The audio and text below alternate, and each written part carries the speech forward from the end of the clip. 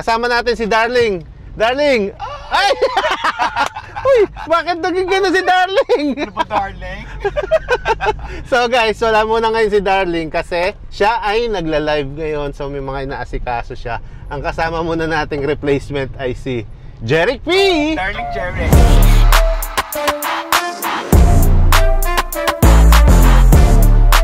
Darling Jeric! Paos! So ayan, pupunta muna tayo ng Bacon, Benguet ulit. Tatry natin pumunta ng Tequip Falls. Depende sa sitwasyon ng ulan ngayon. Pero ang goal talaga kasi namin ay bukas pa. Re-rest backan natin yung Takadang. Kasi nung unang punta natin doon, maulan din. Medyo marami tayong tumba. Kaya gusto namin rest backan ngayon. Rest back Takadang tayo. So tara, welcome back to Benguet Province.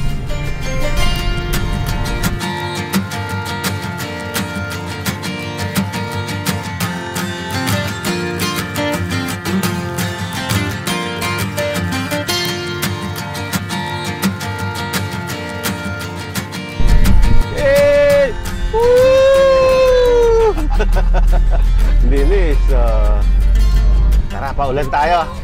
Magpaulan tayo.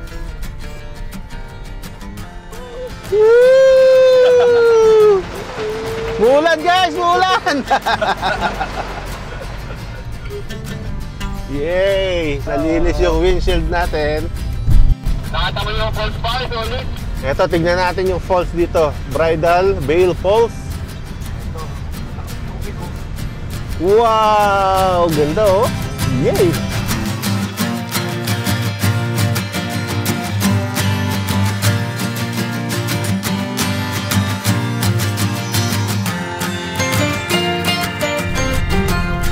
Ito na yung rock shed na gumuho. So, rock shed. Ito na sa rock shed, guys. Dito yung matindi yung pinsala nung nakaraang bagyuhan natin. Dito sa Cannon Road. Dito sa Camp 6 rock shed. So, bilis lang din nilang nalinis. Ayan. Pinapadahan yung mga sasakyan. So, pabukas 20. So, effective naman tong rock shed par, no? Kasi ito, hindi siya natabunan.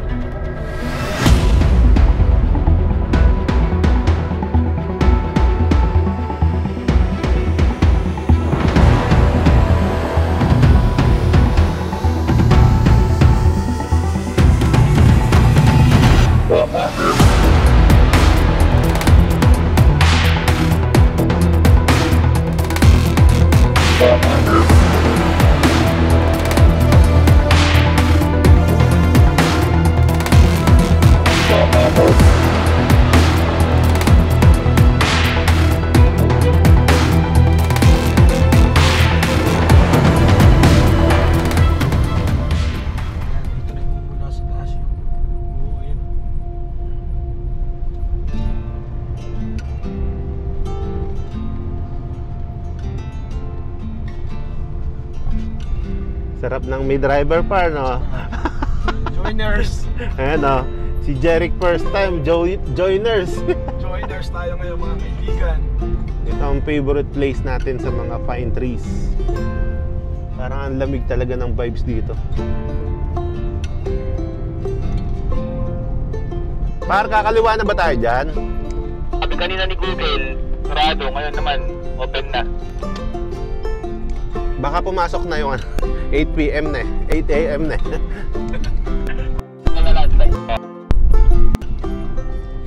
Okay, kaliwa tayo dito guys. Punta tayo ng Kibungan. Daan tayo ng Kibungan Road. Kapangan to Kibungan Road. Yung Bado Dangwa Road. So yung babaybayin natin ngayon papunta ng Kibungan, papunta ng Bacon. So guys, ayan, dahil mahaba ang natin at wala tayong magawa, alamin muna natin yung istorya kung paano naging vlogger at ano ba ang mga pinagdaanan din ng isang Jeric P na sikat din ngayon sa YouTube at iba pang mga social media. Basta sinabing Jeric P Motovlog, papasok sa isip natin dyan, matangkad na mama. Tangkad lang meron. Yun. Kailan ka ba nag-start na motovlogging? Ayun, pasensya na kayo guys, medyo malat tayo ngayon. Nag-start ako ng motovlogging actually. Hindi travel, hindi adventure. Nagsimula tayo ng review ng motor. review ng motor. Review ng motor. So, mga kailan ito nangyari, par? Nangyari ito nung kasagsagan ng pandemic. Lumabas yung ADB 150. Nakita ko kasi yung motor na yun. Oh, ang ganda nun. Pero kahit mahilig na kami mag-travel, ang ginagawa ko ng video is yung mga montage. Yung ano lang, parang 1 minute. Pero marami ng clip yun. Ganun. After kong makakuha ng ADB 150, napanood ko si Motodeck. Nung nakita ko si Motodeck, sabi ko, meron palang mga tinatawag na motovlog. Kasi dati ang kasagsagan pa lang is yung kilakong, ganun. Mga challenge, yan. Ganun. Mga Jamil, ganun. Napapanood ko yun. Parang na-inspire din ako sa kanila. Pero sabi ko, gagawin ko yun dahil mahihain ako. Hindi ako ako magaling magsalita. Hindi ako... Mahihain ka pa niyan, ha? Oo, par. Seryoso, par. Yung tahimik lang ako. Yung akala nila soplado ako sa sobrang tahimik ko kasi hindi ko alam paano sila i-approach kasi nahihiya nga ako. Kaya akala nila sa akin soplado. Though nalalabas ko yung parang naharap ko na umarap sa pagsalita, i-upload, tapos pinapanood ng mga ka-office mate ko. So, anong taon to nangyayari, par? Yung mga ganong napunta ka na sa SEC? Nangyari yun 2020 hanggang 2021 doon, pagitan nun.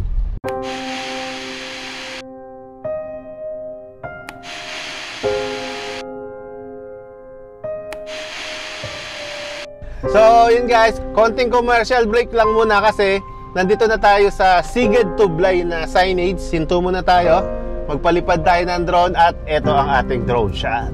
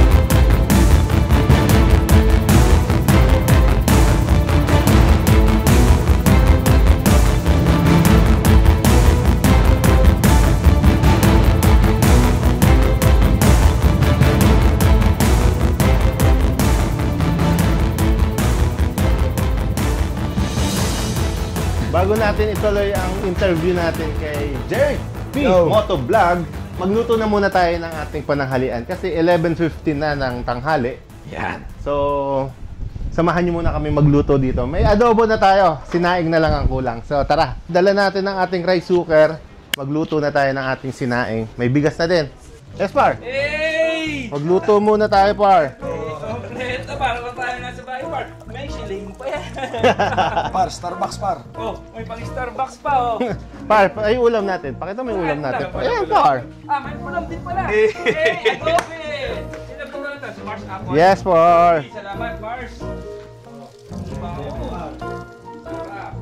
So ayan guys, dala natin ang ating rice cooker. Siyempre, gamit pa rin natin ng EcoFlow River 3 Max Plus sa pagluluto natin. Ang laking gaan ng may ganitong setup. Hindi ka nagagamit ng gas o butane. Free energy tayo ngayon. Okay, approved na. Antay lang natin maluto. So wala tayong tulog ngayon guys. Kaya ang gawin natin, mag-set up muna tayo ng hammock dito habang naghahantay maluto yung sinaing natin. Pinakagandahan ng hammock, basta may pagsasabitan ka, makakatulog ka. So guys, ayan, luto na ang ating sinaing. Meron na tayong baon na adobo at naghihintay na ang ating mga mababait na kaibigan. So ano pang hinahantay natin? Let's eat! Ayan, nasa biyahe na ulit tayo. Yan.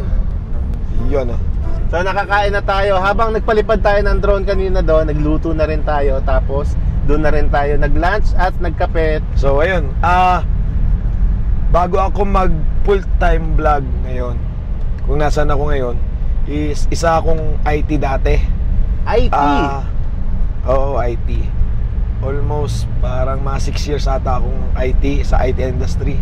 Habang nagbablog, minsan may times na sa halip na magtrabaho ako, nag-e-edit ako. Meron akong maliit na screen. Doon ako nag-e-edit. Bilang screen, monitoring ng network namin. And then habang tumatagal, parang napapagod na ako doon sa trabaho ko. Kahit hindi naman ganun nakakapagod yung trabaho namin. Parang basic lang siya. Ang napil ko lang is, parang paulit-ulit lang yung ginagawa. Okay. So sabi ko, parang mas masaya dito sa vlog. Nung kahit pa paano may kumikita ng konti lang. Sabi ko, baka dito tayo, kikita din naman. Tapos, yun nga, na-stress na ako sa trabaho ko. Parang, mas marami ng time ako doon sa nag-edit, magbablog. Sabi ko, bakit kaya hindi mo na ako mag-resign para kahit pa paano mag full time ako dito sa pagbablog. Baka sakali. Makapokus ka na. Kasi iba yung stress Alam mo, parang kahit wala namang problema, parang lagi kang galit. Ganun. Ganun yung feeling. Ganun yung feeling. Kasi pag magbablog ka, dapat pag Sabado-Linggo, walang pasok. Sabado-Linggo, ilalaan mo sa pamilya mo. Pares kami nagtatrabaho. So, nag-resign ako para mag full time as vlogger. So, nag-i-struggle naman doon. Siyempre, hindi naman ganun kalaki yung sahod pa. Kasi nagsisimula ka pa lang. Talagang yung sahod ko is para lang pang-gas, pang-maintenance ng motor. Ganun lang yung nangyayari. Paikot-ikot lang. Tapos, paano lumitaw yung mga struggle sa mga ganong setup? Siyempre, kulang yung namin. Yung sa financial namin. Talagang gapang din. Wala, yung lang. Alam mo yung paulit-ulit lang na may makain, ganun. Kumbaga, parang nasakripisyo yung financial para sa pamilya sana. Dahil dun sa vlogging na ginagawa mo. Kasi doon ako mas masaya Doon na yung parang naging reliever ko na unlike doon sa trabaho ko, yes, may sahod, mataas yung sahod. Pero kung stress ka naman, naisip ko parang na lang, dito na lang ako kung saan ako masaya. So, paano naman natin na-overcome yung struggle na yun, lalo na sa financial? Ayun, unti-unti kumikita naman tayo sa YouTube. Tapos, kumuha kami ng mga sanlatera. Uso kasi sa Manila yun Sanlatera? Paano to? Ano siya, parang halimbawa may property ka. Okay. Kailangan mong pera. Okay. Sanla mo sa akin. Sasala mo sa akin ng good for 2 years, ganun. So ako naman, hindi ko titirhan yun, paparentahan ko yun. Kumbaga may diskarte. Oo. So, after ng 2 years, babalik mo sa akin yung pera. Kumita pa ako ng monthly doon sa umupa, doon sa property na yun. Halimbawa, room o bahay. So, yung sanglatera na yun, isa yun sa nagsalba sa inyo sa financial support sa inyo. Ayun, hanggang sa unti-unti, yun, kahit pa paano, tumataas na yung views, marami na tayong subscribers, followers na nakakilala. Tuloy-tuloy na kahit pa paano kumikita na yung YouTube natin. So ayun, bakit tuminto ito? Bakit meron Tayo ba? Kasi road close sabi ni Google Map, pero may nakatawid may nakatawid. Oo, try natin. Hindi, tanong muna natin. Walang tao tingnan natin pag makakadaan siya.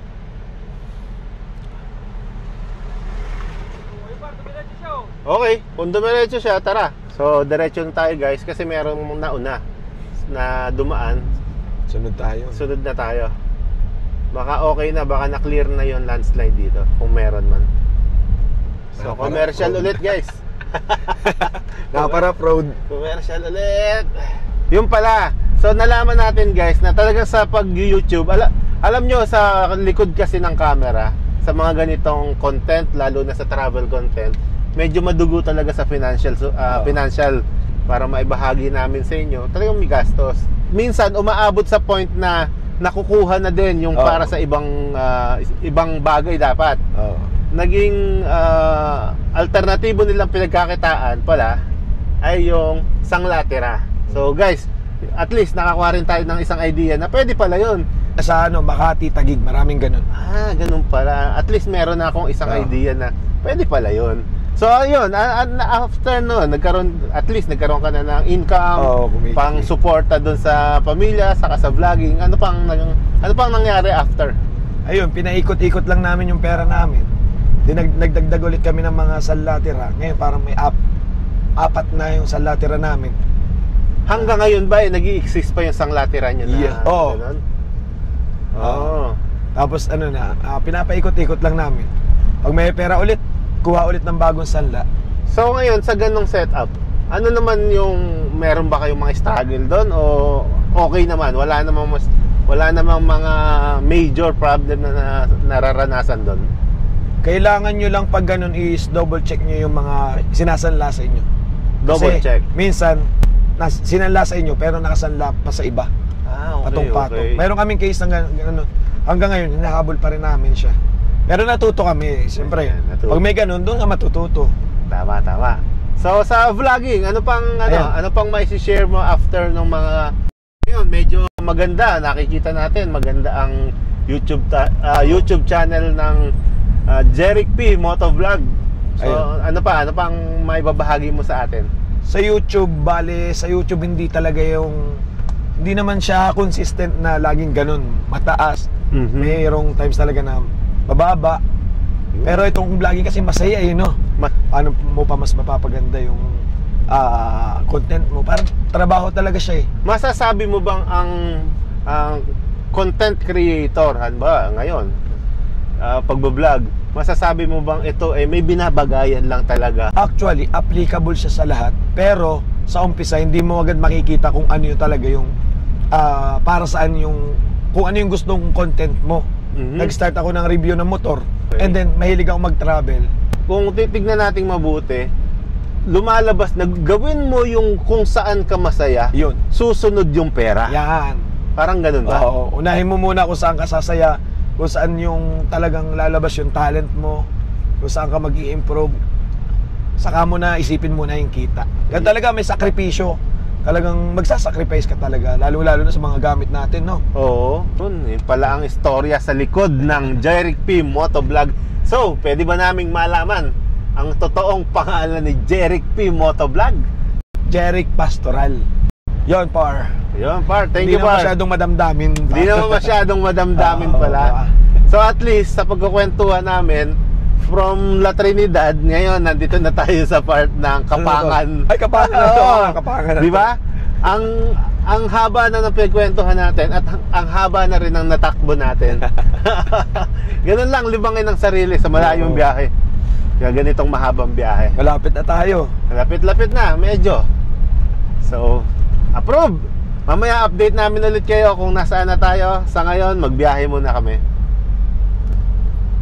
So, ayun, Kibungan 30 kilometers, Bacon 55. So, diretso muna tayo ng Bacon, guys, para doon tayo mag-overnight ngayon. Grabe naman kaganda ng bundok na to, guys. Grabe. Sobrang ganda naman dito. Tabaaw. Bante ka pa, par?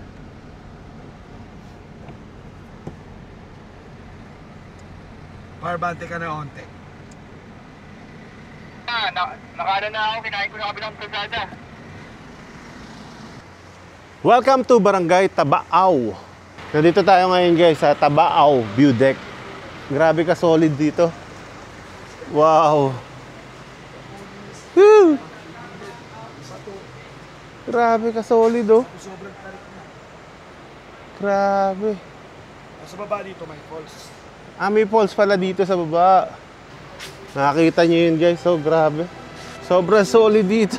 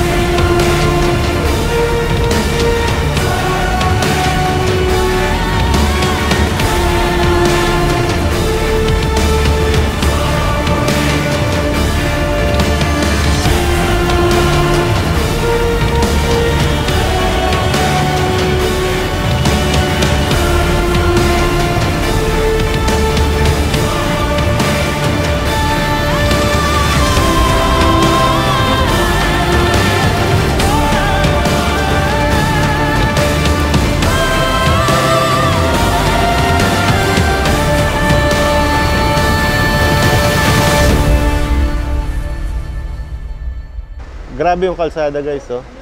Tapos ganito yung view mo, no? Nakakamangha talaga. Malinis ba? Malinis? Ay, malinis Ay, grabe, ininom mo par? Inumin mo par? Ay! Ay! Bumalik yung boses ko pa. Nahiwaga talaga Ay, ang grabe, ang lamig, oh. Ito, inom mo, inom mo. Ang lamig. Inom mo. Uy, kapakalamig. Lamig? Oo, par. Tinga par? Wow! Refreshing? Refreshing. Oo, par. Ay! Para kayo mga bata dito.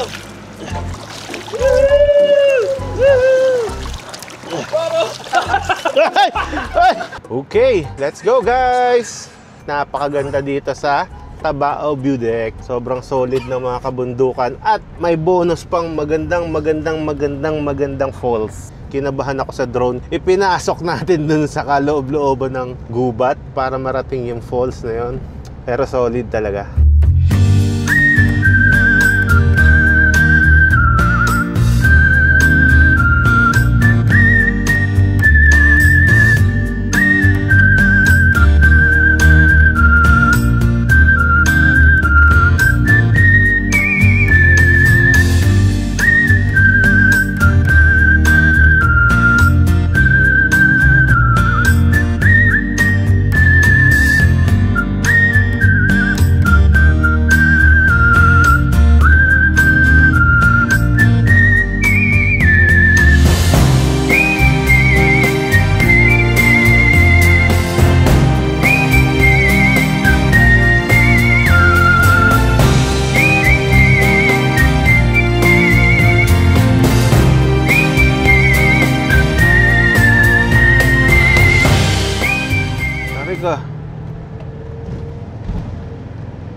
Wow! Uusok-usok pa. Grabe. Wow. Grabe. Ang tawag natin dyan, magical, no? Magical. Par, ito na yung Santa Claus Mountain Park. Kung mapapansin nyo, kamukha niya si Santa Claus. Palipad tayo ng drone, lapitan natin para makita nyo ng mas malapitan.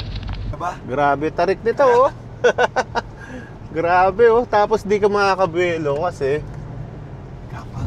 gapang yung ano. Dahil rough road. Buti na lang. Ulo ko.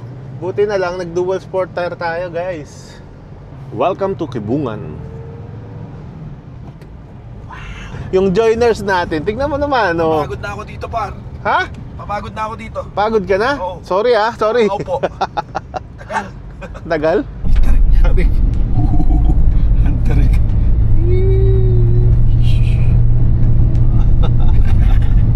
Ito, oh. Ganda ng dinadaanan natin ngayon, guys. Tignan nyo naman. Sobrang epic. Bundok sa kanan, bundok sa kaliwa. Tapos magandang kalsada, oh. Zigzag. Tapos yan, oh. Tignan mo naman. Wow. Solid na solid. Rock formation. Ganda sa likod niya. Oo, kasi paakyat eh. Solid to, yung ganitong mga likuan. Tapos nasa likod. Dalit niya to. Oo, solid na solid yan. Woo!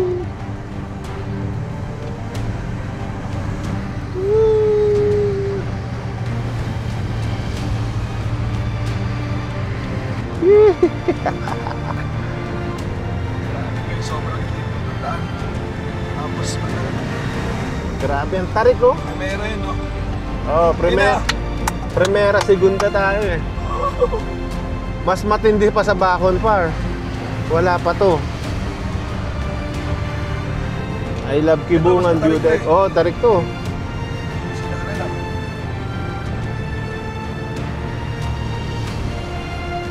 Woo! Grabe. Kakalula.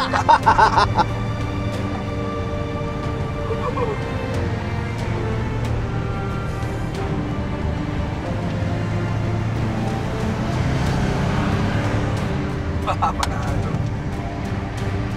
Sarap. Tarik, grabe. Ito pa. Yan. Yan. Wow. Kung bibitinin yung pa. Ang tirik. Ang tarik. Kaya Wow. isa pa tarik ko.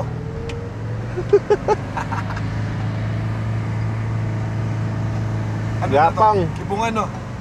Oo, kibungan na to. Kibungan na to. Gapang tayo guys, gapang. kami, oh.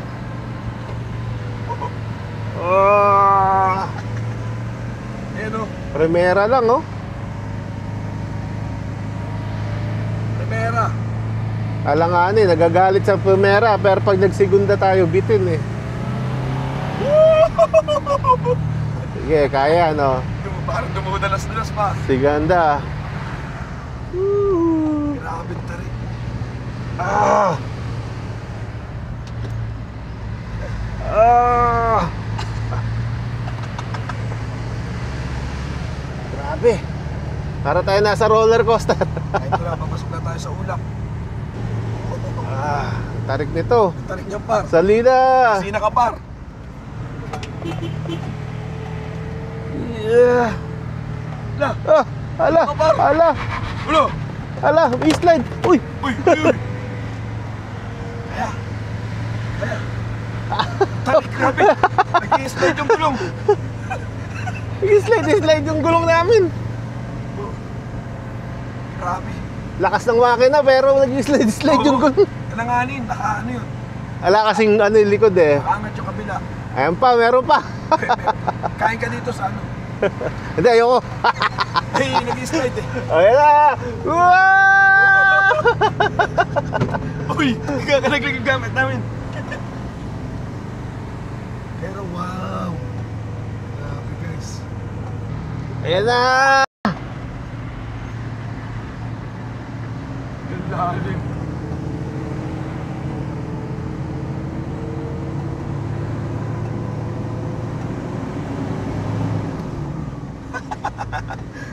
Sobrang Buti na solid magaling nun. yung driver natin, oh. Sobrang solid nun, guys. Ano?